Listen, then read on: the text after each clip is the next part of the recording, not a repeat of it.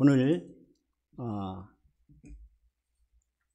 나는 복받은 사람이다 라고 하는 제목 안에서 함께 은혜 받기를 원합니다.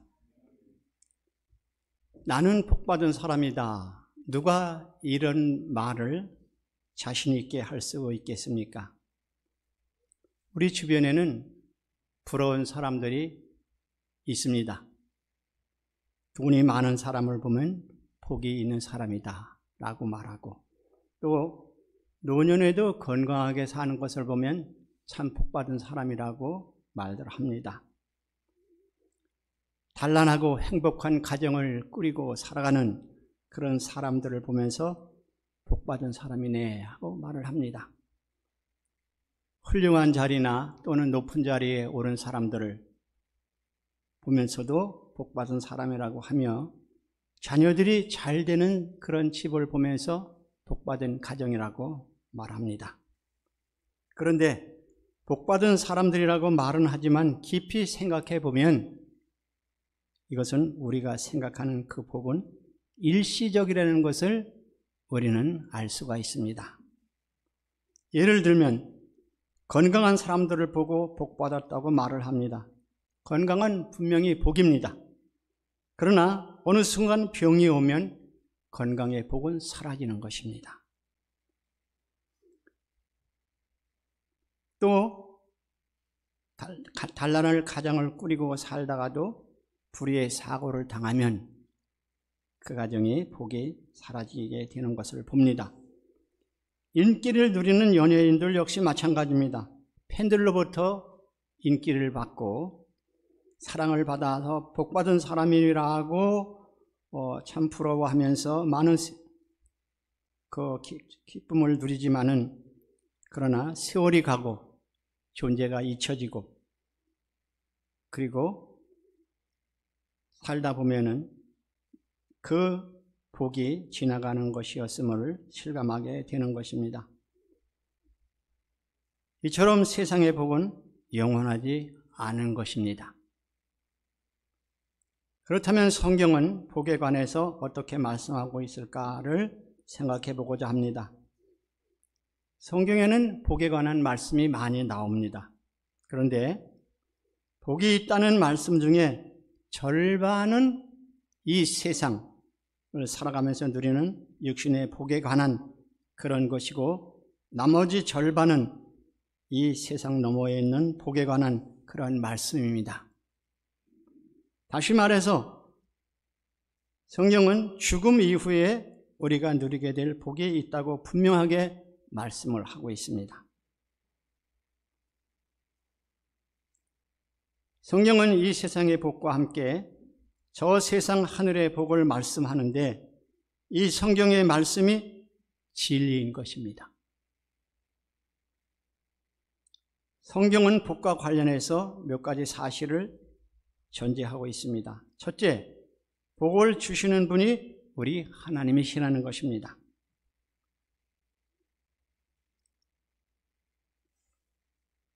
복이 거저오는 것이 아닙니다. 하나님으로부터 복이 온다는 매우 중요한 말씀을 성경에서는 우리에게 알려주고 있습니다.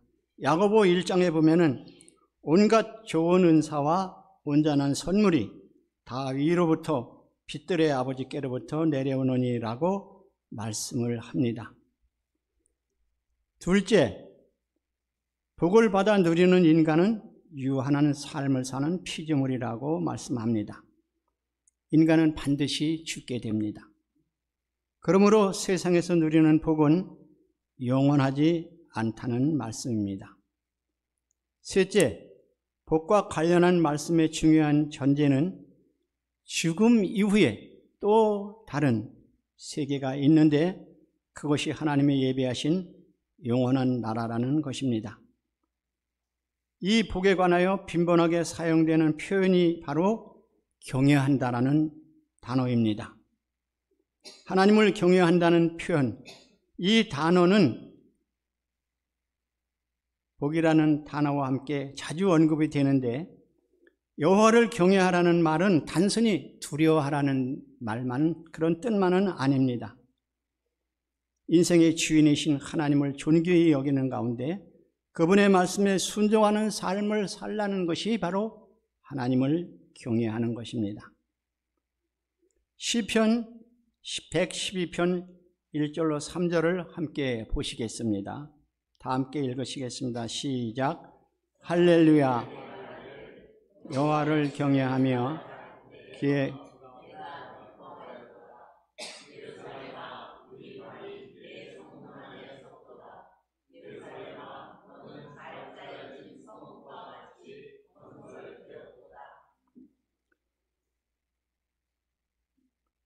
부와 재물이 그 집에 있으며라고 말씀합니다. 하나님을 경외하며 그 계명을 지키는 자에게 육신에 살아가는 동안에 부와 재물과 또 강성함이 있다고 말씀을 합니다. 한 군데 더 보십니다. 시편 128편 1절로 2절을 함께 보시겠습니다. 시작. 여호와를 경외하며 그의 길을 걷는 자마다 복이 있도다. 내가 내 손이 수고한 대로 먹을 것이라. 내가 복되고 형통하리로다. 아멘. 성경은 하나님을 경외하고 그리고 그의 길을 따라 사는 사람이 복되고 형통하다고 말씀을 합니다. 그러므로 이 세상에서 복받은 사람은 바로 하나님을 경외하는 사람이라는 것입니다. 살아가는 동안에 하나님이 살아계심을 믿고 그리고 그분을 의지하면서 간구하는 자에게 하나님은 복을 주신다고 말씀을 합니다. 하나님의 말씀을 믿고 순종하며 사는 성도들에게는 이 세상에 사는 동안 하나님께서 때를 따라 먹이시고 부족함 없도록 채워주시는 것입니다. 그런데 이 세상에는 하나님을 믿지 않으면서도 잘 사는 사람들이 많이 있는 것을 우리는 봅니다. 오히려 믿는 사람보다 더 잘 사는 사람들이 많이 있습니다. 비교가 안 될 정도로 잘 살고 있습니다. 그런데 이 말씀이 성경에도 있는 것입니다. 시편 73편 2절로 7절을 함께 보십니다. 시작. 나는 거의 넘어질 뻔하였고 나의 걸음이 미끄러질 뻔하였으니 이는 내가 악인의 형통함을 보고 오만한 자를 질투하였음이로다. 그들은 죽을 때에도 고통이 없고 힘이 강건하며 사람들이 당하는 고난이 그들에게는 없고 사람들이 당하는 재앙도 그들에게는 없나니 그러므로 교만이 그의 목걸이요 강포가 그들의 옷이며 살찜으로 그들의 눈이 솟아나며 그들의 소들은 마음의 소보다 많으며 아멘 아멘. 그들의 소득은 마음의 소원보다도 더하답니다. 이 얼마나 참 비교도 안 되는 말씀인지 모릅니다. 그러나 이것이 사실이라는 거예요. 여기서 시인은 하나님을 섬기며 사는 사람이 못 살고 오히려 믿지 않는 사람들이 잘 사는 것을 보면서 가슴이 답답해서 견딜 수 없어 고통하는 것을 여기서 우리 볼 수가 있습니다. 그런데 이것이 다냐? 다가 아니라는 것입니다. 더 나가서 16절, 19절을 함께 보십니다. 시작. 내가 어쩌면 이를 알까 하여 생각한즉 그것이 내게 심한 고통이 되었더니 하나님의 성소에 들어갈 때에야 그들의 종말을 내가 깨달았나이다. 주께서 참으로 그들을 미끄러운 곳에 두시며 파멸에 던지시니 그들이 어찌하여 그리 갑자기 황폐되었는가. 놀랄 정도로 그들은 전멸하였느니라. 아멘. 악인의 형통은 마치 미끄러운 곳에 발을 딛고 선 것과 같이 졸지에 황폐되고 전멸된다는 것입니다. 저는 이 미끄러운 곳에 발을 딛고 서 있는 것이 갑자기 황폐되고 절멸한다는 이런 말씀을 간접적으로 체험한 일이 있습니다. 제가 서울교회에 오기 전에 젊었을 때 약 40년 전에 이천 실버하우스라는 호텔 6층 건물의 기관장으로 근무하고 있을 때입니다. 그때는 겨울이었는데 저는 평소와 같이 기관실에서 근무하고 있었습니다. 그런데 조수가 뒤쪽 주차장에 갔다 오더니 놀래서 하는 말이 사람이 죽어 있는 것 같다는 거예요. 그래서 제가 나가서 보니까 얼굴이 부어서 잘 못 알아보겠어요. 근데 자세히 보니까 청소하는 직원이었습니다. 그 사람은 저와 동갑이었습니다.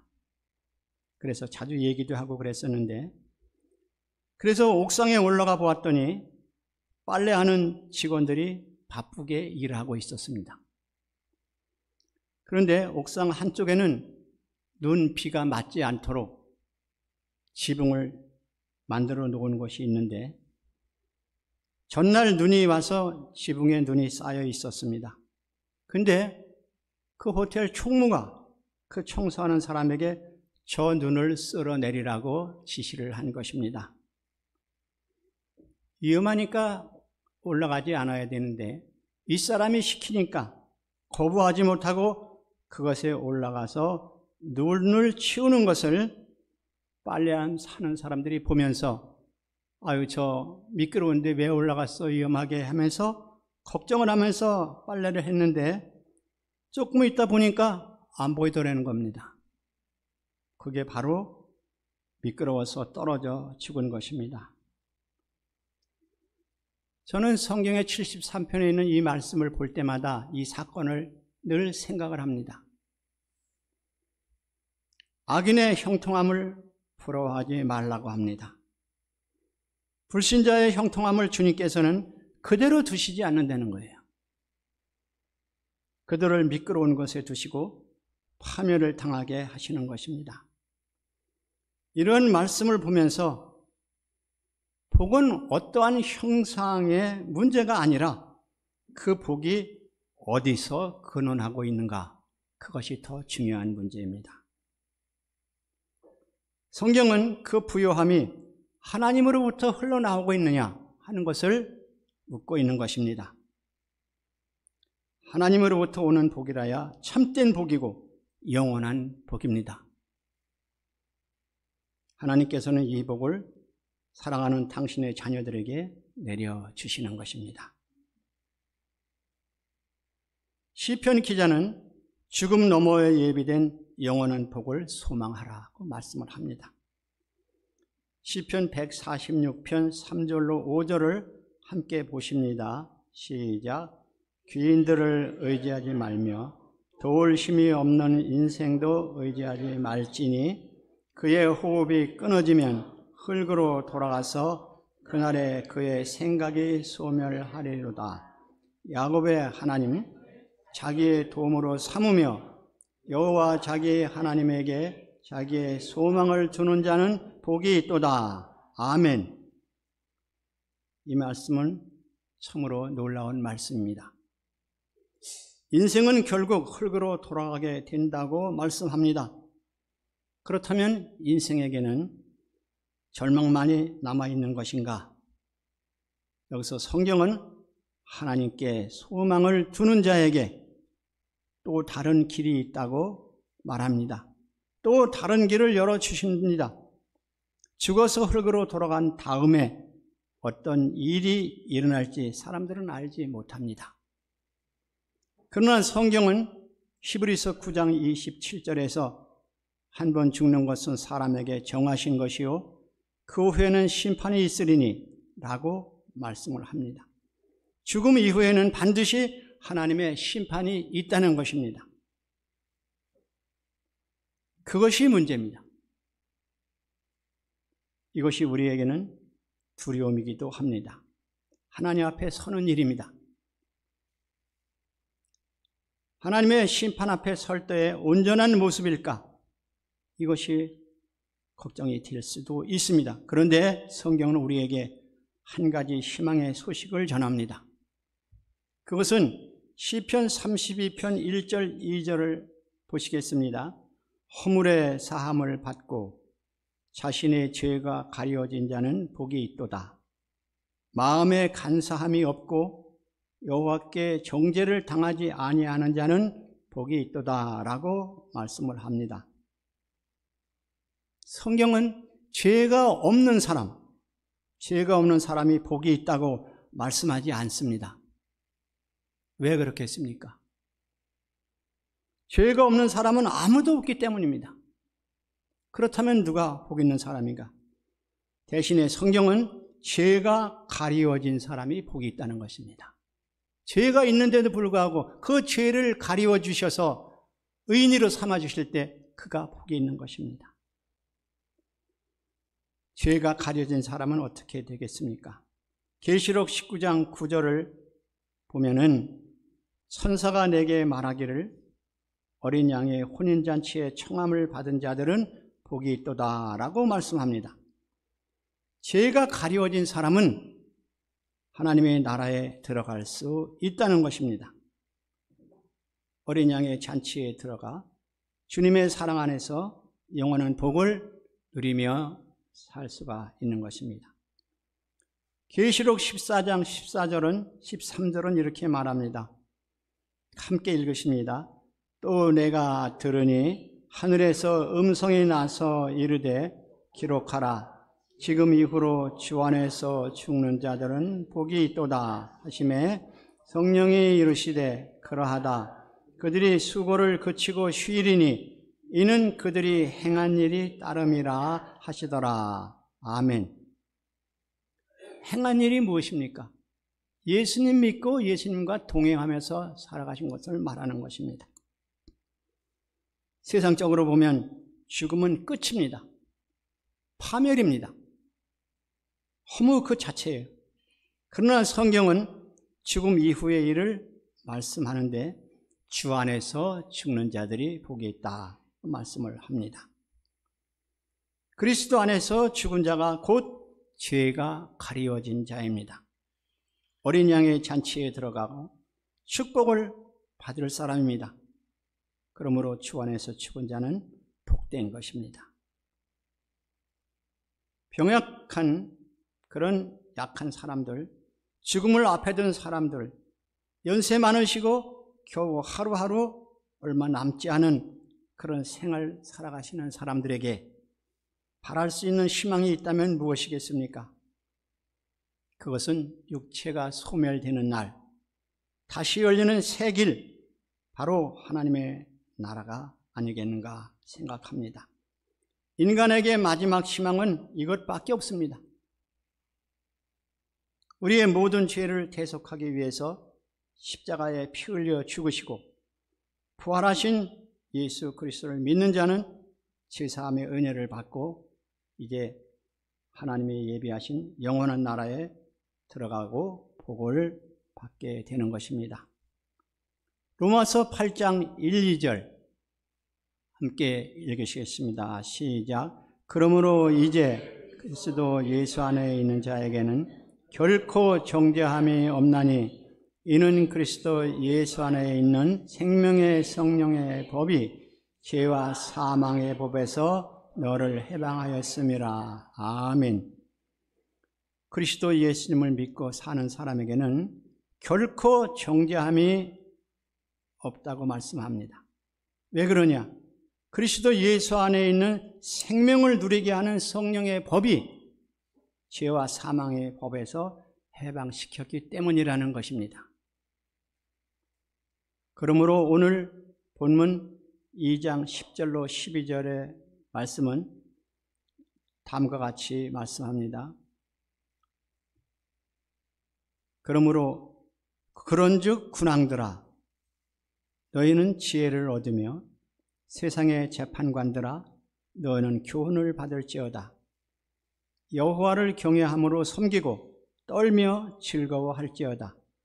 그의 아들에게 입맞추라. 그렇지 아니하면 진노하심으로 너희가 길에서 망하리니 그의 진노가 급하심이라. 여호와께 피하는 모든 사람은 다 복이 있도다. 아멘.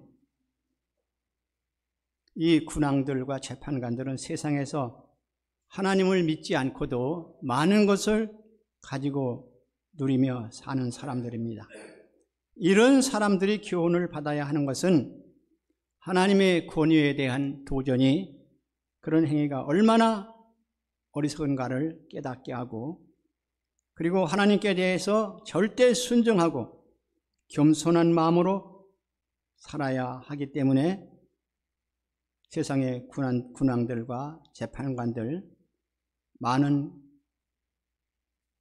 육신을 누리면서 부귀 영화를 누리는 사람들이 이런 교육을 받아야 된다고 하는 것입니다.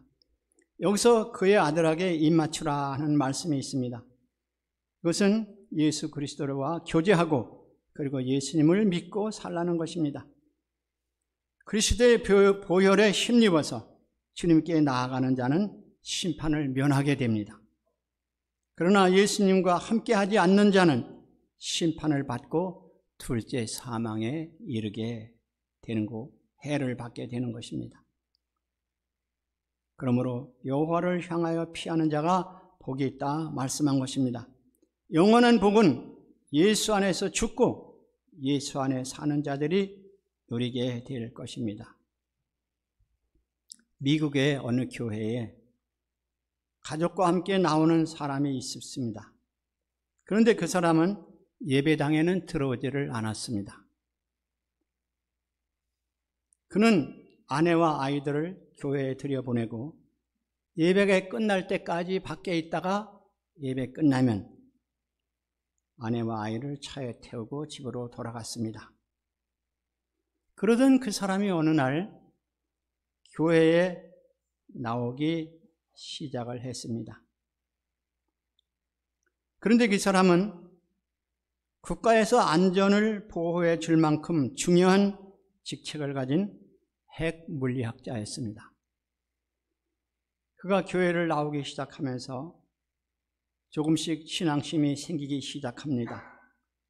그런데 얼마 가지 않아서 그 사람이 암 선고를 받습니다. 이제 예수님을 믿기 시작한 지 얼마 되지 않았는데 암에 걸렸으니 얼마나 실망하고 또 다시 돌아갈까 염려해서 교회 식구들이 그를 위해서 기도하기 시작합니다. 그렇게 기도를 하고 또 그분은 1년여 동안 투병 생활을 했지만은 끝내 결국은 세상을 떠나게 됩니다.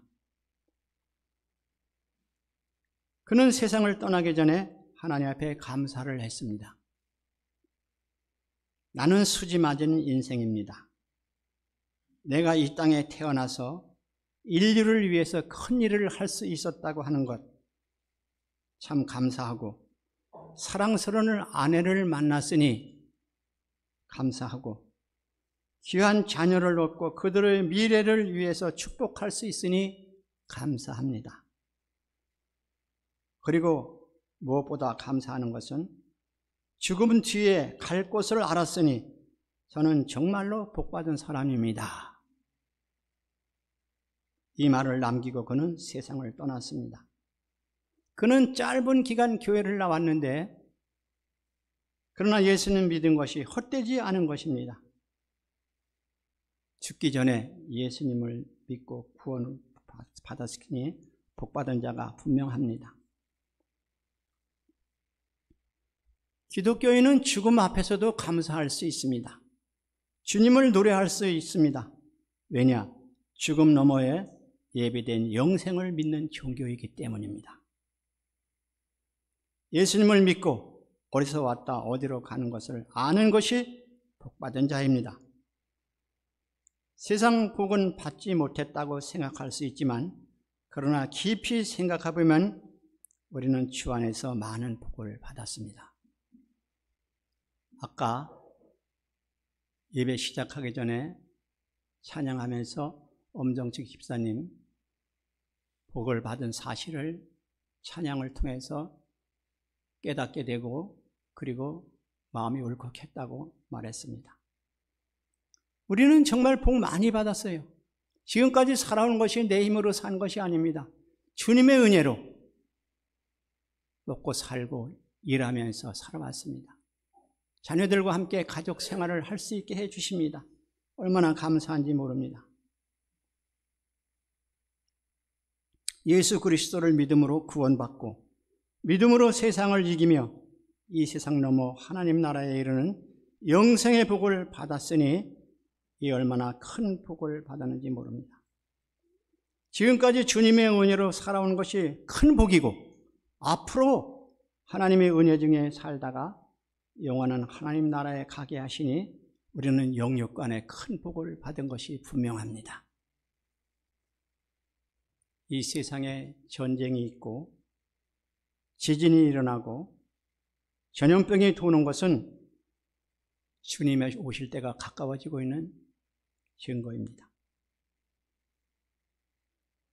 이런 시대에 악한 사탄이든 성도들을 유혹하고 넘어지게 합니다. 이런 때에 우리는 미련한 다섯 처녀가 아니라 슬기로운 처녀와 같이 예수님을 믿고 예수님과 동행함으로 하나님의 큰 사랑과 축복 받으시는 우리 형제 자매님들 되시기를 간절히 축원합니다. 말씀을 마치겠습니다.